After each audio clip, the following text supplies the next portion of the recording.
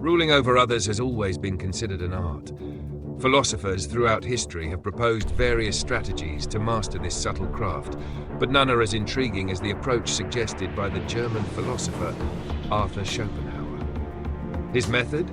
Playing dumb.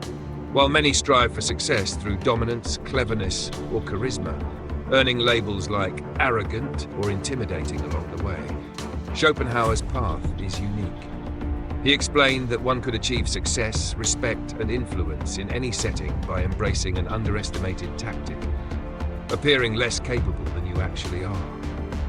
When Schopenhauer was just 19 years old, his mother wrote him a revealing letter. She criticized his constant need to outwit others, pointing out that his sharp intellect, though remarkable, was ultimately counterproductive.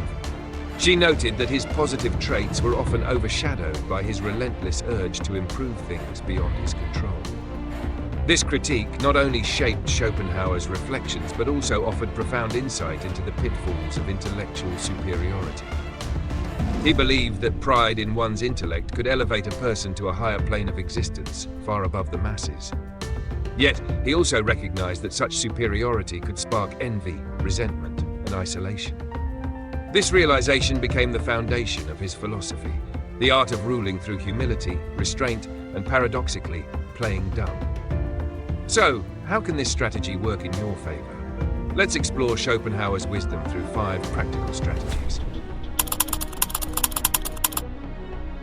One of Schopenhauer's first lessons is simple. Don't reveal all your strengths up front. Instead, appear slightly weaker than you truly are.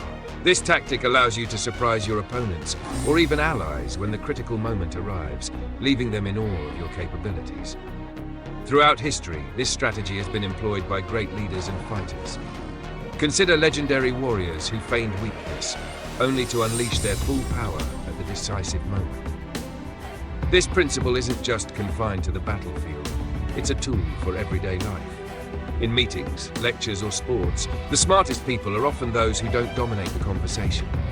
They may sit quietly, observing, gathering information, and waiting for the right moment to make their mark. When that moment comes, they deliver a perfectly timed idea or action that leaves everyone impressed. Even Sun Tzu, in The Art of War, emphasized deception as a cornerstone of success.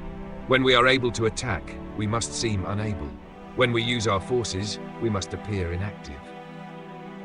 Similarly, Mahatma Gandhi advised, speak only if it improves upon the silence. By mastering the art of surprise, you not only secure victory, but also earn admiration for your restraint and strategic brilliance. Wisdom isn't about knowing everything. It's about knowing when to speak, and more importantly, when to stay silent. In any group, there are 2 kinds of people, those who never stop talking, and those who quietly listen. The former often lose credibility unless they hold positions of power, while the latter gather respect by observing and absorbing. Schopenhauer believed that the truly wise person plays dumb, not by staying silent out of ignorance, but by listening strategically. This approach allows you to gather valuable information and understand the dynamics of the group. When you finally speak, your words carry weight because they are informed and precise. As the Greek philosopher Plato once said, wise men speak because they have something to say, fools because they have to say something. Playing dumb in this context isn't a sign of weakness. It's an act of strength, an intelligent strategy that positions you as a person of depth and insight. Another profound lesson from Schopenhauer is the power of subtle influence. People, especially those in authority, parents, bosses, or teachers, don't like being corrected or feeling inferior. Yet guiding them in the right direction without bruising their ego is an invaluable skill.